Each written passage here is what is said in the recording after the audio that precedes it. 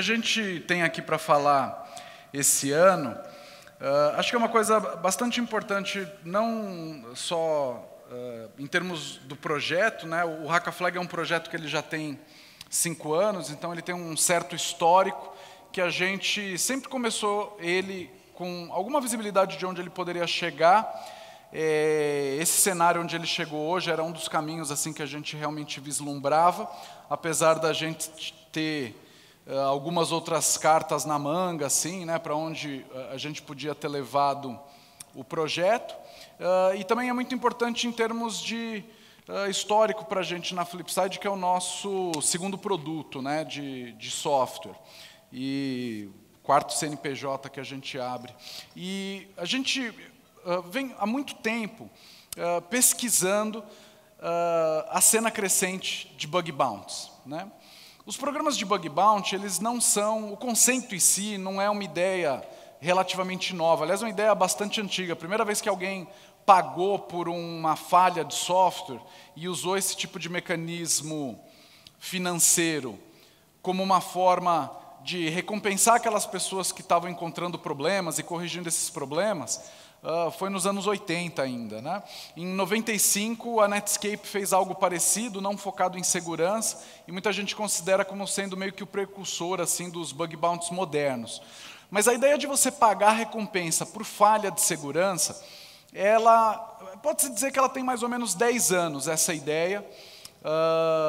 Na área de segurança começou muito forte com a iDefense. Alguns de vocês que talvez sejam mais experientes na área vão lembrar, uma empresa que a Symantec acabou comprando. E o foco inicial desses programas de bug bounty para segurança foi muito as empresas de tecnologia, os grandes fabricantes de tecnologia. Então a ideia era o quê? Os grandes fabricantes de tecnologia, quando eles são afetados por falhas de segurança, a imagem deles acaba saindo arranhada e eles precisam, de certa forma, se certificar que essas informações a respeito de falhas, por exemplo, no Windows ou no iOS, eles precisam, de certa forma, se certificar que eles são as primeiras pessoas a receberem a informação de que o produto deles tem um problema e que esse problema pode ser explorado com impactos concretos para a segurança. E a razão pela qual os fabricantes de tecnologia eles fazem isso é porque eles não são as únicas partes interessadas nessa informação. Então, o mercado crescente, eu não diria nem o mercado negro, porque existe um mercado paralelo oficial para essas informações, empresas como a Zerodium, por exemplo, né? Elas pagam informações a respeito. Se você descobre uma vulnerabilidade que compromete todas as versões de um sistema operacional, como foi, por exemplo, a falha utilizada pelo Stuxnet, né? Era uma falha que pegava 18 anos de sistema operacional. Você pode, obviamente, informar aquilo para o fabricante, mas você pode informar aquilo para uma empresa que desenvolve sistema de monitoramento para a polícia, por exemplo, ou para o exército, ou que vende sistemas de monitoramento, sei lá, para estados hostis. E aí a gente entra naquela discussão sobre ciberdefesa, a empresa diz que ela fabrica arma, mas ela não dá o tiro, enfim. Quem acaba, no final, tendo acesso a essa informação é uma outra seara. Mas o ponto é muito complicado quando você é um fabricante de tecnologia e você tem que disputar a compra dessa informação com alguém que é um governo, por exemplo. E por muitos motivos, mas o mais óbvio de todos é porque os governos eles imprimem o próprio dinheiro, né? Então é meio complicado você entrar numa guerra de ver quem é que paga mais por uma determinada vulnerabilidade, sendo que na mesa ali, dando lance, tem uma entidade que basicamente está dando lance com o dinheiro do imposto que você paga, né? Então, os bug bounties eles começaram ali, muito com uma pegada de programa também, de permitir que os fabricantes se aproximassem da comunidade, melhorar a interlocução com os profissionais de segurança. E os fabricantes ali, eles estavam vendo uma coisa, já 10 anos atrás, que é uma realidade para muitos de nós hoje, profissionais de segurança, né? Que é a escassez completa e total e generalizada e crônica e endêmica, sem solução, de mão de obra especializada. Não só em tecnologia como um todo, mas especialmente de mão de obra de segurança. Se você é um fabricante, você está num outro nível, né? Se você demanda a gente de um nível de um pesquisador de segurança, capaz de achar falhas de exploração de memória, falhas super sofisticadas, eles estavam percebendo há 10 anos atrás coisas que a gente, de repente, que está precisando de pesquisadores, de repente só uma molecada para achar uma SQL injection no sistema, está passando pelo mesmo problema agora, só que eles há 10 anos estavam, digamos assim, tendo visibilidade do mesmo tipo de problema, né? Então, os programas de bug bounty eles surgiram meio que ali e esse foi o histórico recente. E quando a gente criou o Hackaflag está fazendo 5 anos esse ano, junto com o RoadSec. Ele nunca foi um campeonato de CTF. Ele sempre foi, lógico, divulgado como um campeonato de CTF, mas o nosso projeto para o Hackaflag nunca foi fazer um campeonato de Capture the Flag, né? Capture the Flag, para quem não está familiarizado com o termo, são competições bastante comuns, elas surgiram dentro de conferências hacker. As referências mais antigas que existem são algumas competições organizadas na DEFCON, em Las Vegas.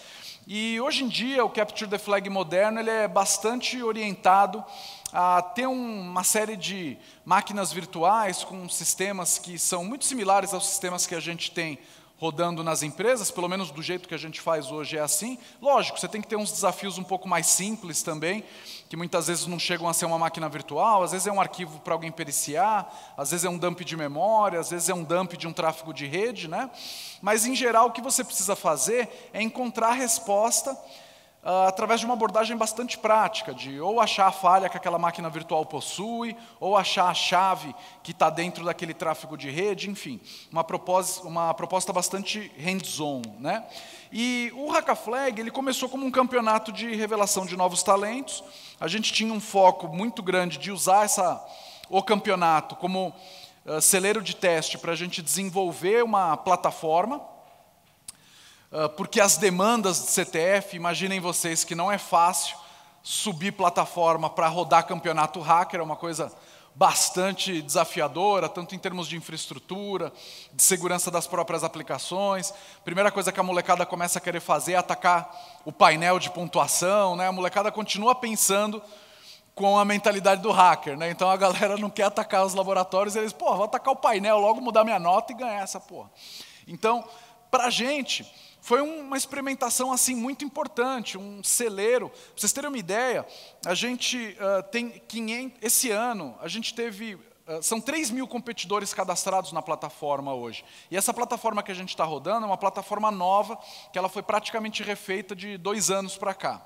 E nos últimos 90 dias, essa plataforma teve 500 logins únicos. Mesmo não tendo mais campeonato rodando. Então a molecada continua indo lá e eles ainda estão... Tem gente que está sem dormir, ainda obcecado com alguma flag que alguém fez, tentando achar a falha na máquina, enfim, continua funcionando como uma ferramenta de aprendizado. E a gente tinha a ideia, óbvio, de que essa plataforma poderia servir para ajudar a recrutar pessoas, poderia servir para empresas testarem, sim, a segurança dos seus sistemas. Houve clientes que forneceram sistemas para a gente colocar lá. A gente sanitizou os dados e colocou um sistema do cara dentro de uma dessas VMs, por exemplo, para testar. Enfim, a gente fez vários experimentos ao longo desses 5 anos. Mas é também de 5 anos para cá que começou a acontecer um fenômeno novo, que resolve um outro tipo de problema, e é um cenário que eu vou trazer aqui para vocês, aliás, de forma bastante rápida, e vocês me falam se é um cenário comum na empresa de vocês, né? Alguém tem um sistema novo. Alguém chega lá com uma demanda para você, olha, tem esse sistema, os caras acabaram de desenvolver esse sistema, tem que pôr esse sistema no ar. Quando que é o prazo? Não, o prazo já foi, já está chegando para você atrasado, que é de segurança, você já é um impeditivo, você já está impedindo a empresa de começar a operar um sistema que já está pronto e ninguém te avisou. Aí você fala, não, poxa, a gente precisa fazer um pentest, então vou contratar uma empresa para fazer o pentest. Aí você vai lá, escreve e manda para compras. A tua requisição vai para compras. Aí chega em compras, né, tem diversos tipos de departamento de compras.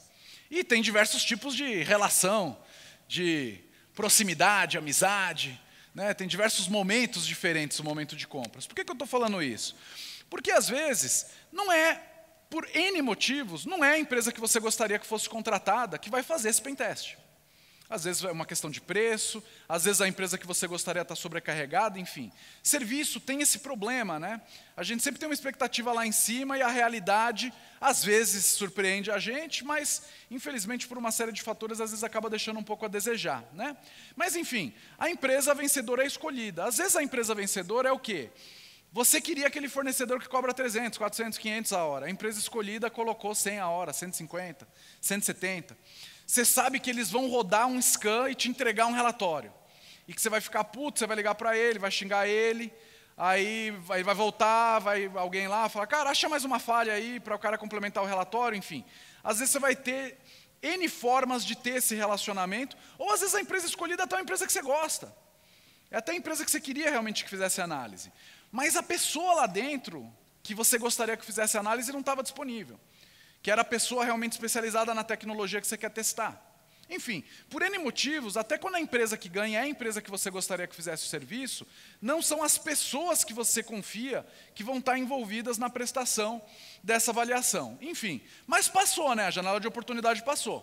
Compras fechou o processo, a empresa fez a análise, entregou o relatório, os caras da área de aplicação estão te pressionando para entrar em produção, você deixa entrar em produção. Daquele jeito emocionante. Aí você fica lá, né? Fica tendo aquelas paranoias, insônia, problema para dormir. Aí testa todas as dicas da internet de como é que faz para dormir, ativa o filtro de cor quente no iPhone, ou seja, você vai fazendo tudo, mas o teu problema é um problema, né? Você sabe que o problema é lá no fundo, o teu problema é insolúvel, né? O teu problema às vezes é você assumir responsabilidade por uma coisa que você não controla. E às vezes algumas falhas básicas vão sendo descobertas nesse tipo de sistema. Eu participo de um monte de grupo que tem muito profissional de segurança e é sempre assim, o roteiro, ele é sempre basicamente o mesmo, né? Às vezes alguém de alguma empresa fica chateado, que o cliente fala assim, poxa, eu perdi isso aqui no cliente, mas olha só, olha como foi para o ar o sistema do cliente. E aí alguém manda, olha essa falha, nossa, olha, como pode um banco estar desse jeito, como pode um e-commerce estar daquele jeito, como é que pode um sistema de pagamento ser assim, como é que pode, enfim. Qual que é o grande problema? Falta incentivo para a informação chegar até o Security Officer, por N motivos. Primeiro, às vezes você não tem um canal estruturado para receber informação. Às vezes, a informação vai para um formulário de contato, às vezes a empresa não tem cultura. A gente que faz o RoadSec, a gente visita, às vezes, outras capitais menores. Uma história muito comum que a gente ouve entre a comunidade hacker é, cara, eu achei essa falha, fui tentar reportar, já o e-mail de volta já foi do jurídico. Já ameaçando me processar, já ameaçando não sei o quê. Eu sei que tem um monte de gente rindo, porque isso só acontece na Dinamarca, vocês nunca fizeram isso, né? Mas, enfim, as empresas, muitas vezes, por N questões, o que acontece? Tudo bem, a gente sabe que a comunidade, às vezes, não sabe reportar, né? E eu acredito que é aí que existe realmente uma grande oportunidade. Muitas vezes, as pessoas que encontram essas falhas e que querem mostrar para vocês essas falhas nos sistemas, elas nem dinheiro elas querem, elas só querem um pouco de crédito. Elas querem deixar a contribuição delas. Elas querem ter a oportunidade, pelo menos, de mostrar que elas conseguiram contribuir com o sistema de uma grande empresa. Ou seja, que o conhecimento dela é suficiente para dar uma contribuição de verdade para um sistema que um monte de gente usa. Não significa que ela vai arrumar um emprego agora, mas pode ser que isso ajude a ela ter reconhecimento de outros pares e, quem sabe, conseguir um emprego na área que é o grande sonho dessa pessoa. E, cara, é gente que está tentando fazer isso de graça para você. Então as pessoas têm medo, fica com medo de que o jurídico vai acionar, fica com medo de que a empresa vai chamar a polícia, tem complexo de rejeição, manda o formulário, fica esperando lá 20 minutos, você não respondeu ainda, já fica puta, manda na lista pública, fala, eu reportei para os caras. Enfim, existe muitos problemas que fazem com que a informação não chegue para o Security Officer. E a falha começa a chamar a atenção. O problema não é quando a falha chama a atenção da indústria especializada, porque isso a gente vê o tempo todo. O problema é quando a falha começa a chamar a atenção da imprensa. E a gente vê casos assim, infelizmente, acontecendo. Grupos, às vezes, de ativismo, a gente vê que a legislação, inclusive, ela caminha no sentido de legitimizar a postura de alguns desses grupos, né? Então, quando alguém quer mostrar que existe uma falha estrutural seríssima num determinado sistema de e-commerce, porque isso está incompatível, por exemplo, com a lei de proteção de dados que foi recentemente aprovada, de certa forma a legislação está caminhando meio num sentido que legitimiza um pouco as causas que, de certa forma, essas pessoas defendem, né? Só que o problema é que quando chega na mão da imprensa é muito tentador, né? Por quê? Porque o jornalista, enfim, vive de manchete, né?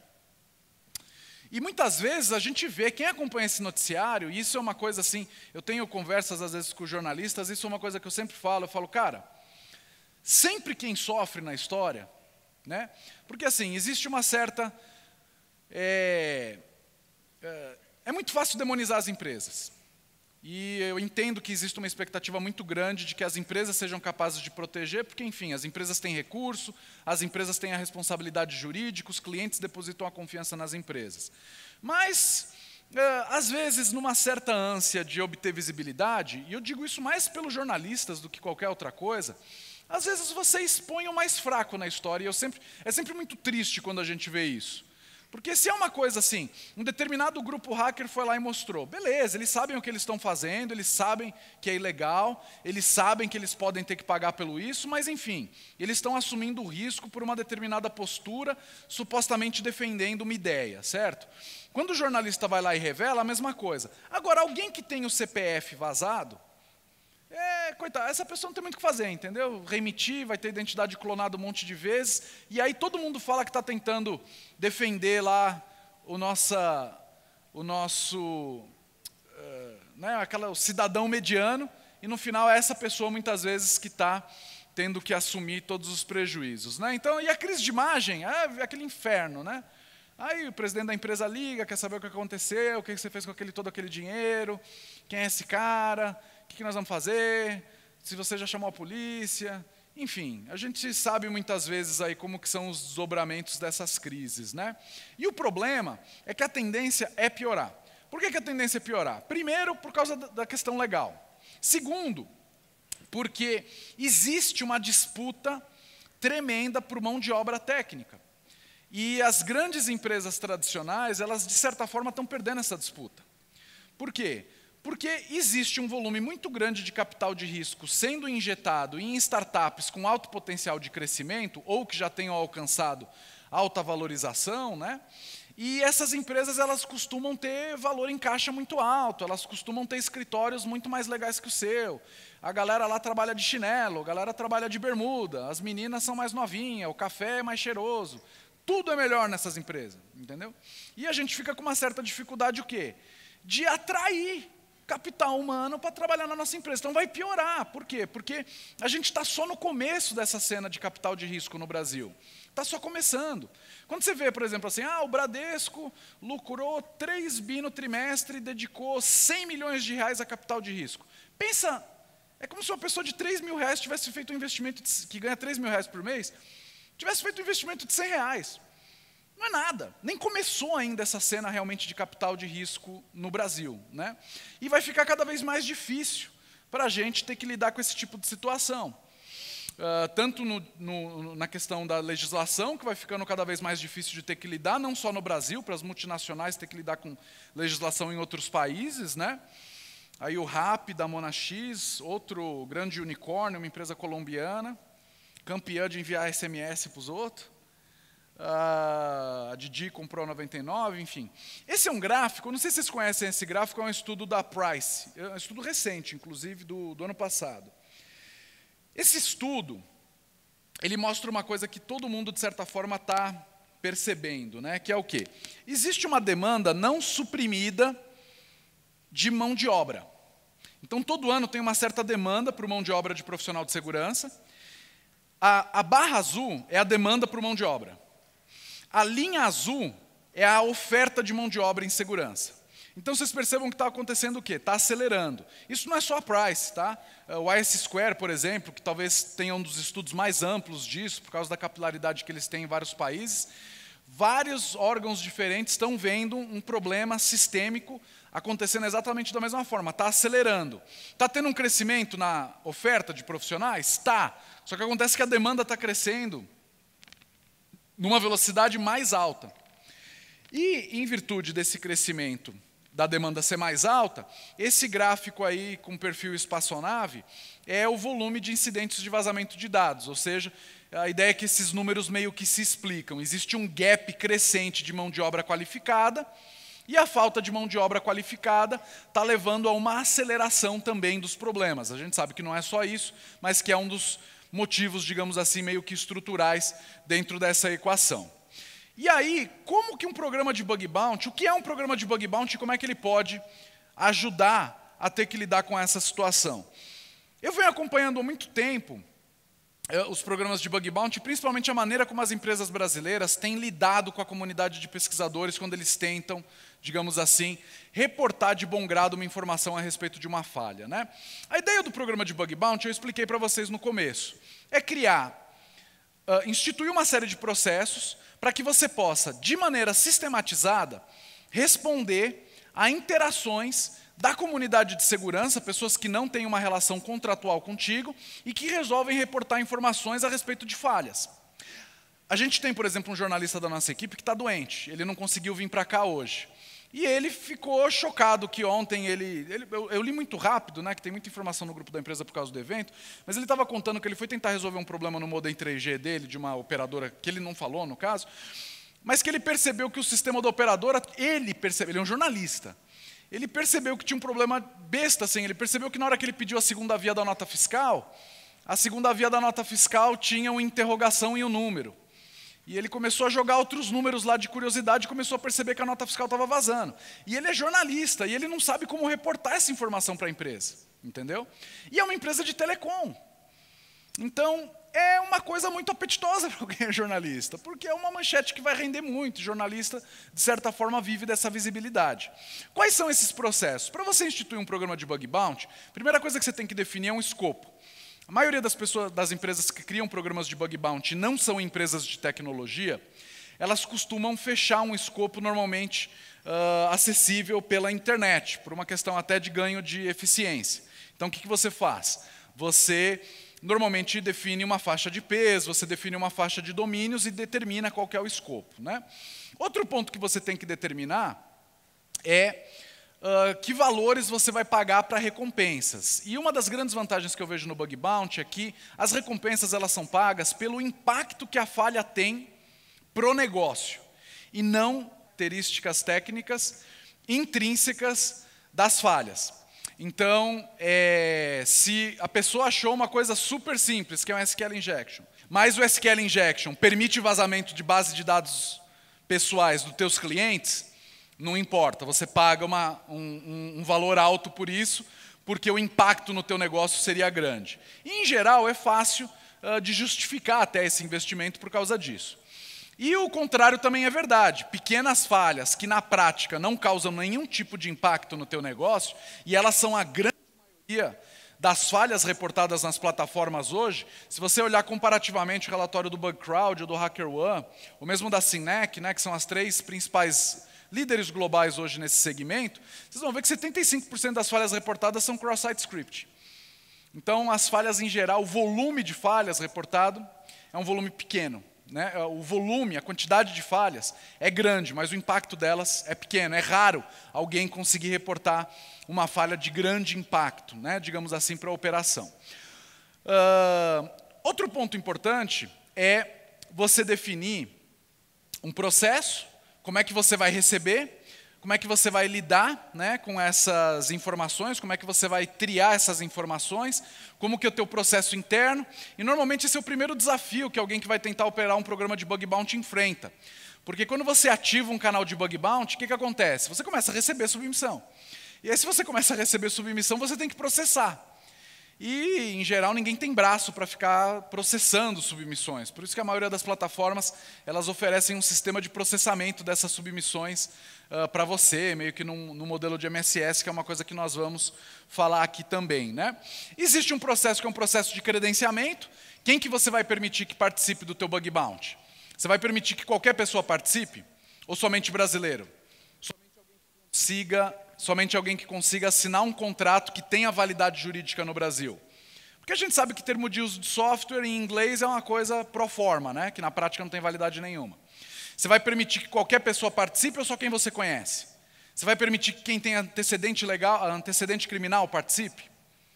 Eu estou falando alguns pontos, e são todos pontos que fazem parte da realidade hoje. Grande parte das pessoas, dos brasileiros, bombando em bug bounty fora do Brasil, tem algumas pessoas que não poderiam mais, que não conseguem mais fazer pesquisa no Brasil.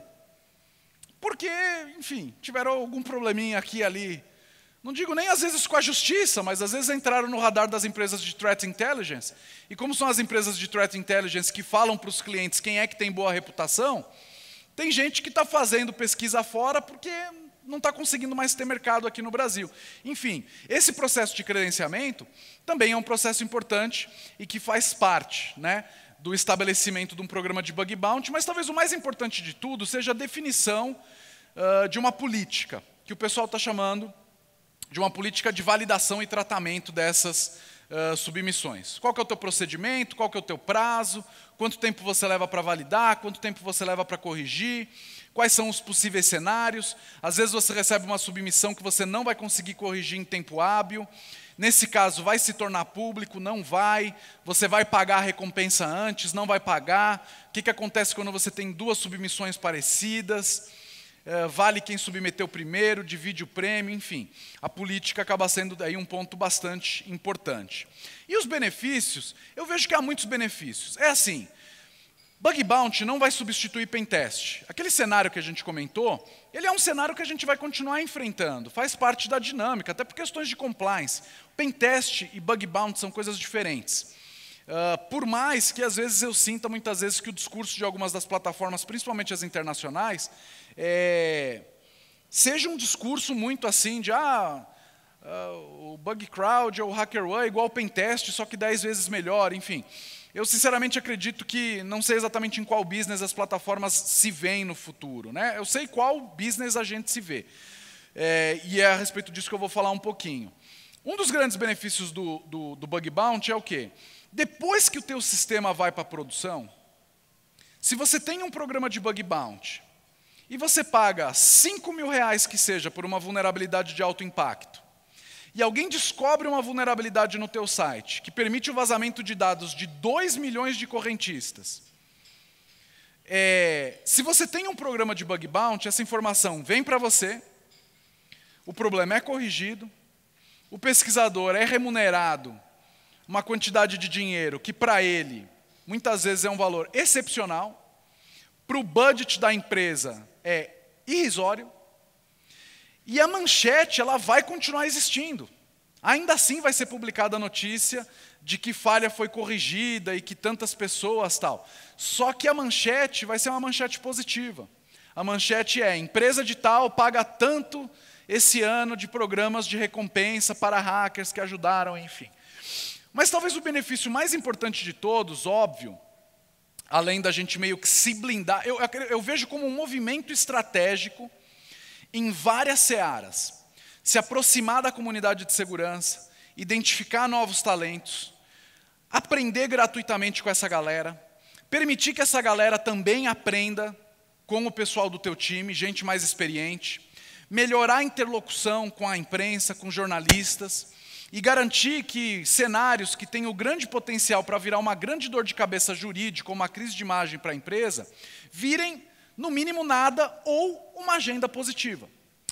E um ponto importante, que eu esqueci de falar ali no slide anterior, e que faz parte do processo, é a definição de um orçamento para isso. E muitas vezes, eu sei quem nunca mexeu com Bug Bounty, fala, mas como é que faz o Bug Bounty? Eu não sei, como é que eu coloco lá? Eu coloco uma tabela de preço? Como é que eu vou fazer uma projeção orçamentária para pagar a recompensa por uma coisa que eu não sei se existe, eu não sei quantas serão encontradas, né? Isso é um problema prático, simples de resolver.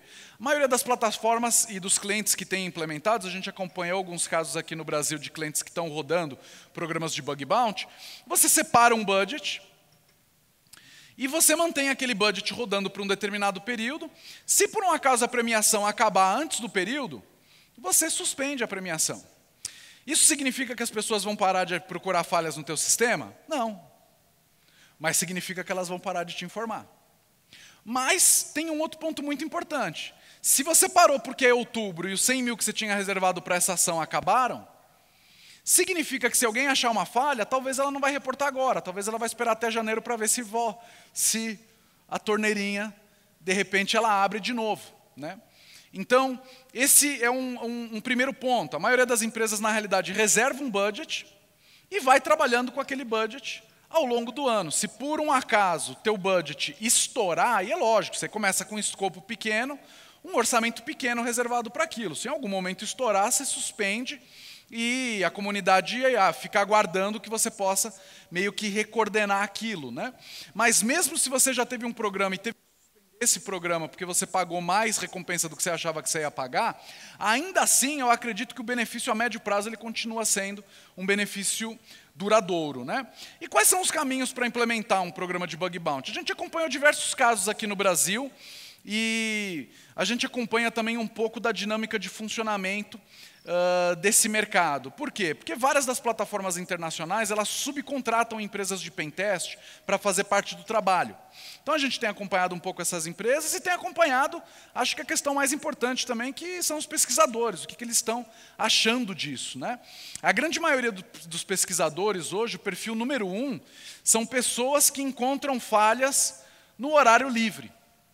Elas trabalham com segurança durante o dia, às vezes trabalham com coisas que elas consideram meio não tão desafiadoras, e aí à noite ela vai e fica procurando aquilo como se fosse jogar pôquer. E de repente ela acha uma falha, se ela achar uma falha, se aquilo for validado, for reconhecido, ela pode meio que fazer uma grana extra. Obviamente, o sonho de muitas pessoas era trabalhar só com isso, mas isso demanda que ela tenha uma certa produtividade. E o que muitas empresas também, muitas plataformas de bug bounty fazem e não falam é, elas têm um time fixo de pentest.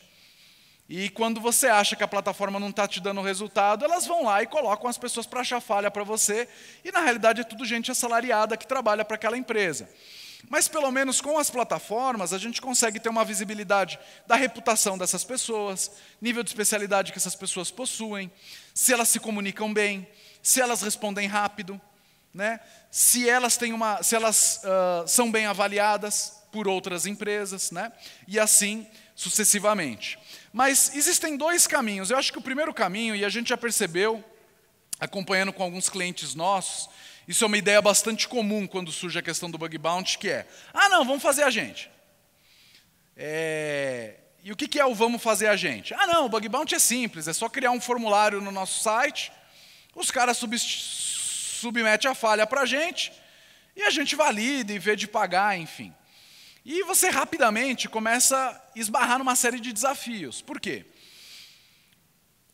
Se você olhar os relatórios de pesquisa, por exemplo, das plataformas como a HackerWay e a BugCrowd, vocês vão ver que qual que é a razão número 1 pela qual as pessoas participam de um programa de bug bounty? Os pesquisadores. Intuitivamente, a nossa resposta seria, por causa da recompensa, né? Por causa do dinheiro. Mas não é, o dinheiro é o quarto motivo. Os principais motivos têm a ver com aprendizado e networking. As pessoas submetem para aprender. As pessoas submetem para ter o trabalho reconhecido e usam aquilo como uma espécie de um canal fast track para, se eu submeter aqui, isso aqui é do banco, se eu submeter aqui eu já vou saber quem é o cara de segurança do banco, eu quero quem é esse cara, eu quero usar esse formulário para conseguir conversar com essa pessoa e entrar no radar dessa pessoa. Então o principal motivador acaba sendo isso. O que isso significa? Que o primeiro desafio quando você cria um programa de bug bounty caseiro é o volume de submissões que você vai receber.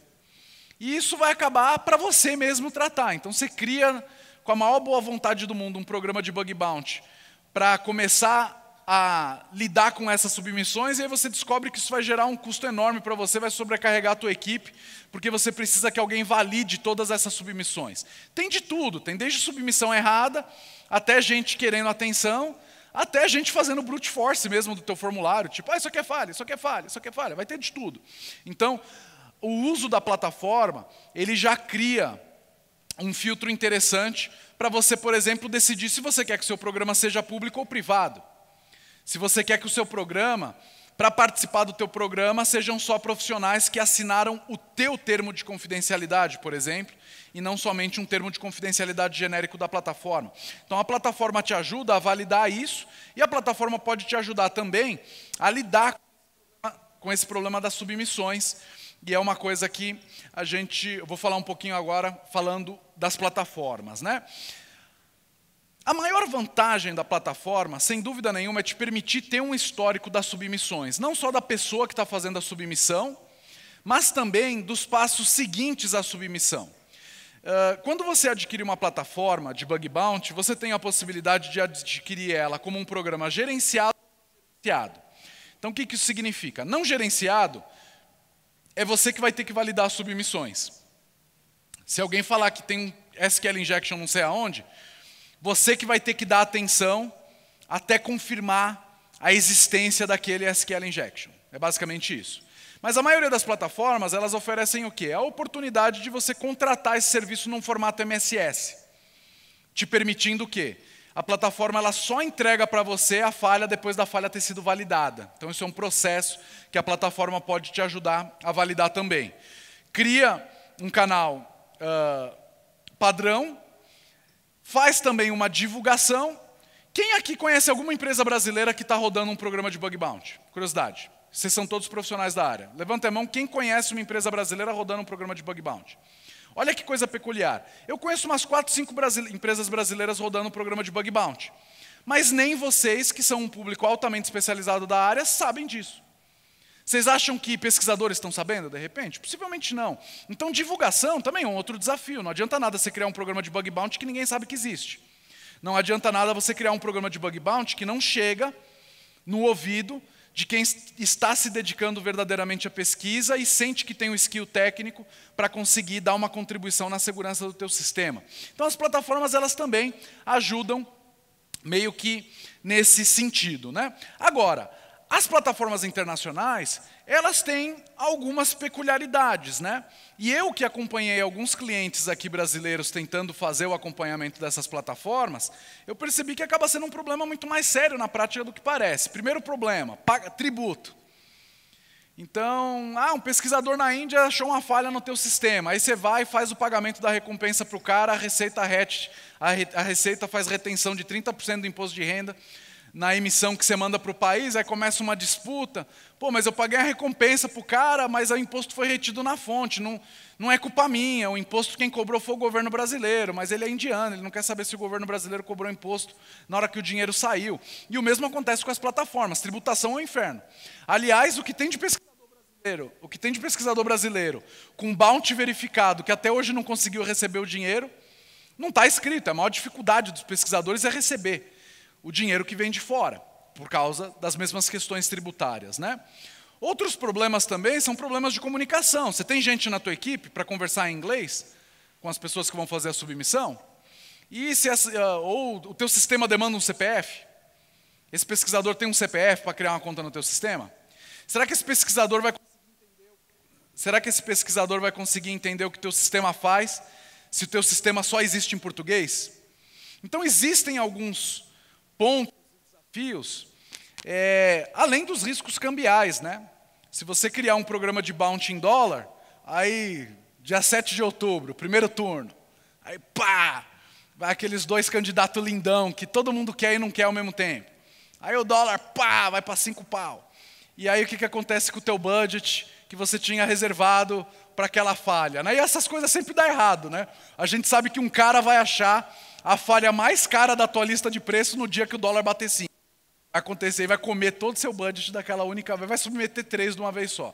Enfim, tem, lógico, essas dificuldades. Tem vantagem? Sem dúvida nenhuma tem vantagem.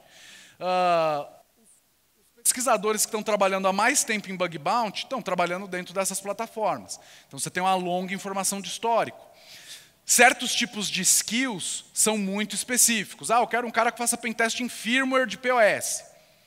Você vai ter mais facilidade de encontrar essas pessoas indo para um marketplace global de profissionais, sem dúvida nenhuma. Não é só desafios que a gente tem, né? E alguns desafios legais também. A verdade é que, juridicamente, o termo que você tem com essa plataforma e o termo que essa plataforma tem com os pesquisadores, na prática, significa praticamente nada, né? Então, a tua proteção jurídica ela é bem fraca no arranjo que você tem com o uso dessas plataformas, né? O que a gente está propondo com o Hackaflag? Uma coisa completamente diferente. A gente desenhou o Hackaflag, na realidade, para ser uma solução completa. Não só para resolver o problema do bug bounty, porque não é esse problema só que a gente está tentando resolver. E sim, no melhor estilo do que são os trabalhos que a gente busca fazer com a primeiro, criar um produto que não compete com absolutamente nenhum parceiro de negócio nosso. Isso envolve praticamente todos os patrocinadores também dos eventos que a gente faz. E segundo, ser verdadeiramente um marketplace para organizar um pouco a oferta já existente. Esse é meio que a nossa forma de trabalhar e é dessa forma que a gente tem olhado para o Hackaflag. Por quê? Porque o primeiro problema, a gente está trabalhando há 5 anos, que é tentar formar uma geração inteira de pessoas apaixonadas por segurança ofensiva, através de mais de 50 etapas de Hackaflag que a gente já organizou em 24 estados diferentes nos últimos 5 anos. E aí hoje a gente inaugurou, alguns de vocês já puderam ver a demonstração lá na sala do Hackaflag. O que é o Hackaflag Academy? Se você tem conhecimento zero a respeito do assunto, ou algum conhecimento e quer se aprimorar, você entra no primeiro módulo do Hackaflag, que é o módulo de estudo. Nesse módulo de estudo, a gente tem uma série de videoaulas gratuitas, produzidas tanto pela gente como alguns parceiros de conteúdo, como também haverá conteúdos pagos, treinamentos pagos dentro dessa plataforma também. Então, o primeiro marketplace é um marketplace de treinamento. Em geral, o foco é que o conteúdo seja sempre gratuito. Mesmo nos cursos pagos, o que vai ser cobrado? Pelo uso do laboratório. Então, todos os laboratórios têm o foco de serem sistemas reais, máquinas virtuais, para que a pessoa que está estudando ela possa tentar colocar em prática ali o conhecimento dela. A partir do momento que a pessoa acha que aprendeu e que está conseguindo resolver os exercícios, então ela pode tentar validar aquilo num cenário um pouco mais perto da realidade. Por que uma competição é legal? Porque na competição ela tem que fazer rápido, não é só que ela tem que saber fazer. E por que ela tem que saber rápido? Porque no cliente tem que saber rápido. O escopo do pentest é 40 horas e é isso, filho, tem que achar dentro daquele período. Então, no módulo competitivo, qual que é a grande novidade que a gente tem, que a gente já fez em alguns lugares esse ano? Fizemos o que possivelmente, pelo menos do nosso conhecimento, é o maior CTF in Company já feito numa empresa aqui no continente. A gente fez um no Bradesco para 120 pessoas. E o Hackaflag ele permite a criação de competições. As competições que a gente organiza, pode ser usado como plataforma para competições de outros eventos. A gente vai fazer do 8.8 no México, agora no mês de outubro, utilizando a nossa plataforma. E para competições in company. Eu quero uma atividade diferente para conscientização do público de TI. Eu quero conscientizar os meus programadores, eu não consigo meio que encaixar um discurso com os caras, eu quero me aproximar deles, falar a linguagem deles, tal. A gente pode desenhar um CTF focado só em falha de desenvolvimento de software e pôr os desenvolvedores para achar as falhas. Então, essa possibilidade de fazer o CTF in Company, a gente tem tanto um cardápio padronizado de tipos de desafios, como também temos um time que desenvolve desafios personalizados para as demandas que, porventura, vocês possam ter. E a pessoa está conseguindo pontuar na competição, está aparecendo, está mostrando que é uma pessoa que realmente tem uma certa reputação, um certo conhecimento, e ela chega no terceiro nível, que é participar de programas de bug bounty. Não, legal, você estudou, validou, obteve reconhecimento atrás das competições, e agora as empresas vão começar a te convidar a participar dos programas de bug bounty dessas empresas. Programas que são somente por convite, que é 80% dos programas de bug bounty em curso hoje no mundo, são programas fechados. É assim que a maioria das empresas começa. Com um programa fechado, ela sabendo exatamente quem é que está participando, aos poucos, para que também haja um crescimento e um aprendizado do lado da empresa, né? Hoje são 3 mil pesquisadores cadastrados, no mínimo, a gente tem pelo menos 100 pessoas nesse nível que a gente colocou, que acredita que é o nível do bug bounty. Pessoas que pontuam de forma sistemática nas etapas do Hackaflag, mostram que elas têm uma determinada predominância de conhecimento, ou seja, a pessoa pontua muito em web, ou seja, ela mostra que ela tem um grande conhecimento de pentest para aplicação web. Pontua muito em rede, pontua muito em engenharia reversa, enfim. A gente tem todas essas informações, não só do skill da pessoa baseado no histórico de problemas que ela resolveu, mas a gente também coloca soft skills nos desafios. Então, assim, esse desafio precisa uma pessoa detalhista para conseguir, esse desafio é chato. A pessoa tem que ter ficado horas aqui para ter conseguido achar esse problema, agulha no palheiro. Então, a gente tem essa característica, alguém detalhista. Não, isso aqui é uma questão de sacada, a pessoa tem que ser criativa. Então, a gente tem todas essas informações no perfil das pessoas que vêm jogando, pelo menos 100 pessoas prontas para conseguir num nível, a gente acredita, de bug bounty, por exemplo, de aplicações web, né? A gente também espera oferecer segurança jurídica, porque, diferente de um operador de uma plataforma internacional, a gente tem a capacidade de oferecer termos jurídicos, tanto com os participantes como com os clientes, que tenham validade e jurisdição, né, nas comarcas aqui do Brasil. Preços competitivos e em real, para que a gente, enquanto cliente, não tenha, digamos assim, surpresas, né, na parte orçamentária, para quem tiver que pagar a premiação em dólar. Muito mais visibilidade, né? O Hackaflag, ele foi construído como um campeonato justamente para costurar essa grande rede de interlocução com a imprensa, para que a gente possa fazer dele uma fonte permanente de notícia para os veículos que vêm cobrindo esse noticiário a respeito de segurança da informação. O que a gente tem buscado fazer? Estabelecer também um marketplace real. Essas são algumas empresas com as quais a gente está conversando. A gente não conseguiu confirmar tudo, mas de todo jeito a gente colocou os logos aqui, mas também como um convite para outras empresas que queiram participar com a gente dessa iniciativa. E meio que para dar um panorama geral de quais marketplaces são possíveis. Então, fornecedores de treinamento, a gente tem a possibilidade de usar a plataforma como uma plataforma de entrega de conteúdo, seja o teu conteúdo gratuito, seja o teu conteúdo pago, seja você uma empresa de pentest que quer criar um perfil dentro da plataforma, criar o seu próprio conteúdo e os seus próprios desafios para poder recrutar profissionais. Então, o que isso significa? Você como uma empresa, o banco, não, eu tenho muito problema aqui com uma tecnologia que ninguém conhece. Você pode criar o teu perfil na plataforma, você pode criar os teus desafios, e as pessoas vão jogar e vão tentar resolver aquilo, e aquilo vai ser o primeiro filtro do teu processo seletivo. Então, a gente vai ter a possibilidade, para quem quer fornecer conteúdo, seja para recrutar, seja para capacitar de maneira gratuita ou paga. Um outro caminho nós não queremos validar submissões. E a gente tem conversado com o pessoal da Pride Security, a gente deixa o convite aberto aqui para todas as empresas de pentest. Por quê? Porque eu acho que se você é uma plataforma de bug bounty e você oferece para o teu cliente serviço gerenciado de validação de submissão, as chances de você começar a virar um vendedor de serviço de MSS e não um vendedor de plataforma são muito grandes. Então a gente está buscando não fazer isso. Vai haver um volume de submissões? Vai. Você, enquanto cliente, você pode querer validar você as submissões? Pode. Mas eu posso subcontratar alguém também? Pode. Quem? Vocês? Não. Vai ser um marketplace aberto, onde você pode até utilizar a tua própria empresa hoje, que te fornece serviços de pentest, para validar essas submissões, mas utilizando a plataforma. A gente não quer validar as submissões. E também entra num outro problema que alguns de vocês devem conhecer também. Beleza, eu recebi a submissão, validei, o problema existe, a vulnerabilidade está lá. Mas eu não tenho braço para corrigir. Isso é uma situação real hoje. As empresas recebem relatórios, sabem do problema, não tem braço para corrigir. Então, a Conviso, por exemplo, é uma parceria confirmada e oficial já nossa.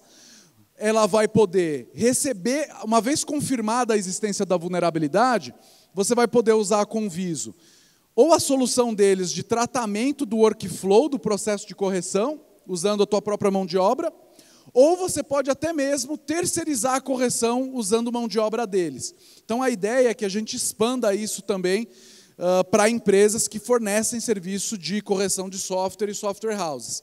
E a gente tem o pessoal da Blue Ops e do Mente Binária, com os quais a gente está conversando, que eles têm interesse de colocar material de capacitação dentro da plataforma. Então, a ideia da nossa solução é ser um marketplace real e não um discurso de marketing diferente para vender um serviço que é um serviço que os clientes demandam bastante, mas que tem alguns problemas em termos de entrega e que é isso que a gente espera corrigir com a plataforma. E lógico, a gente deixa esse ponto para o final, porque a gente não espera que os clientes comprem por causa disso, né? Mas é sempre importante lembrar que isso é verdadeiramente importante. E eu pedi até para o pessoal, a gente teve uma foto assim meio ruim. Esse ano, o Hackaflag levou 8 pessoas para a DEFCON em Las Vegas. E, de repente, me ocorreu que a gente, enquanto evento e organizador de campeonato, a gente já levou mais gente para a DEFCON do que 99% dos fornecedores de serviço de segurança da informação que atuam no mercado brasileiro. Eu conheço pouquíssimas empresas que fornecem serviços de segurança para grandes clientes que levam a sua mão de obra para se capacitar em grandes eventos internacionais.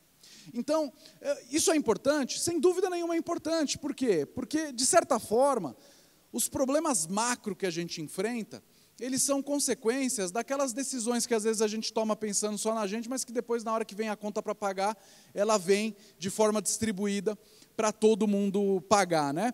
E a gente tinha 12 finalistas para levar, e a razão pela qual a gente só conseguiu levar 8, pasmem, é que 4 deles não conseguiram resolver a questão de passaporte e visto. Então esse é o tipo de profissional que a gente está dando uma força para desenvolver dentro do cenário brasileiro. E a gente precisa deles mais do que ninguém. Por quê? Porque se realmente o mercado de vulnerabilidades caminhar para uma solução de bug bounty, vou dar alguns números para vocês. O Gartner esse ano soltou um estudo sinalizando que deve criar um quadrante para plataformas de bug bounty e que ele acredita que em 2022, 50% de todas as grandes corporações do mundo terão programas de bug bounty. No índice Forbes 2000, hoje, metade das empresas já tem programas de bug bounty. Só a HackerOne, ano passado, pagou 10 milhões de dólares em recompensas em programas de bug bounty. E para os pesquisadores, o que isso significa?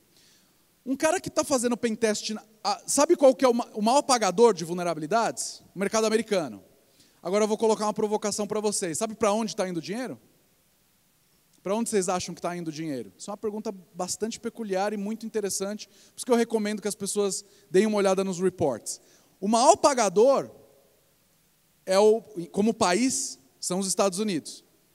Mas quem está recebendo dinheiro é a Índia. Por quê? Porque alguns pesquisadores, o que eles recebem pela relação tempo-esforço que eles dedicam, é 16 vezes o que seria o salário dele, lá na Índia, desempenhando a mesma função. E eu coloco para vocês o seguinte, vocês acham que o mercado brasileiro tem condições de ir para as cabeças competindo no mercado global por mão de obra? Que a gente vai conseguir pagar em dólar? Que a gente vai conseguir... Então, assim, eu estou colocando isso por quê? Porque existe sim também, é um ponto importante, existe uma necessidade da gente, enquanto ecossistema, se unir e enfrentar, digamos assim, esses problemas todos, né? E aí a gente tem alguns anúncios importantes para fazer a respeito desse lançamento. Antes de eu fazer também o encerramento do evento, agradeço aí o tempo de vocês que ficaram acompanhando esse assunto. Vamos abrir perguntas também, gostaria muito de ouvir o que vocês pensam a respeito do tema. Mas o primeiro anúncio, né? Que é o Hackaflag Academy. O Hackaflag Academy, ele a partir da semana que vem já vai estar disponível. Hoje a plataforma Hackaflag você já pode ir lá, se inscrever, criar sua conta. Então acredito que a partir da semana que vem a gente já vai estar disponível. É possível que esteja até funcionando, mas eu estou falando a partir da semana que vem, porque o Butch, que é o desenvolvedor-chefe, ele está cuidando de um CTF aqui no meio do campeonato, e eu não quero sobrecarregar o coitado, porque ele já fica sem dormir quando tem CTF. O segundo é o CTF in Company. Isso é uma solução que a gente já tem hoje disponível, com cardápio pronto de desafios, e para ser executado de forma muito simples, a gente executa num dia. A gente chega 8 horas da manhã na empresa, quem quiser ver o formato, está ali no primeiro andar, a gente monta a cenografia, projeção, DJ, iluminação, cria um ambiente super diferente, monta a infraestrutura, coloca os laptops, a gente entrega tudo prontinho, a gente só precisa do link seu, de internet, né? Se você quiser disponibilizar link. E é como, para que seja mais divertido, a gente sugere liberar a consulta, né? Para o pessoal tentar ficar resolvendo os desafios. Já entrega as máquinas prontas, com sistemas operacionais que têm ferramentas, enfim. E num dia só a gente consegue fazer tudo. Das 8 às 10 monta, das 10 às 11 faz uma palestra de abertura, 11 horas pede pizza para a galera, para fazer uma pegada meio hackathon, vai direto até 5 horas da tarde, até 5h30, anuncia o ganhador, a premiação você escolhe, e depois a gente te entrega um relatório mostrando quem competiu, quem quebra a flag mais rápida, quais são os pontos fortes e fracos de cada um dos competidores. Fizemos um gigantesco desse para o Bradesco esse ano, e eu nem sei se podia falar, mas enfim, é que o Renato contou aqui para a gente ficou muito feliz. Eles tinham um programa de recrutamento interno e eles preencheram 6 vagas internas internas deles com a solução. E o mais interessante de tudo, 2 pessoas eram pessoas de agência, nem eram pessoas que trabalhavam com tecnologia, talentos, digamos assim, que eles revelaram através da iniciativa. Então já está pronto, tem também, obviamente, a possibilidade de fazer personalizado para um conjunto de desafios que você queira. E para ser anunciado no RoadSec, o primeiro campeonato em formato, o primeiro CTF em formato Bug Bounty no Brasil. Então, nós vamos anunciar, quem tiver interesse de participar como pesquisador já pode se cadastrar na plataforma hoje. Em cerca de 20 dias nós vamos anunciar todas as regras direitinho, mas em geral o que a gente vai ter é uma aplicação real, que vai ter um programa de recompensa real, com recompensas pagas de acordo com o impacto, vai pagar até R$35 mil acumulado em recompensa, e mais R$15 como premiação especial para o pesquisador que tiver conseguido acumular a maior quantidade de recompensas dentro desse período de 30 dias que o campeonato vai rodar. O campeão vai ser conhecido dentro do RoadSec São Paulo. E esses eram os principais avisos. Quem quiser, tiver curiosidade de conhecer, pode subir lá no primeiro andar, perto ali onde tem a identificação como Hackaflag, e a gente também vai ficar sabendo, tivemos um CTF que, para nossa surpresa, foi super disputado, teve um pessoal que veio para o evento e, ao invés de ver palestra, foi lá jogar o CTF, e agora nos slides também de encerramento, vou falar para vocês quem é que foi o ganhador. E é isso, pessoal. Obrigado, espero que vocês tenham gostado aí da palestra. Valeu.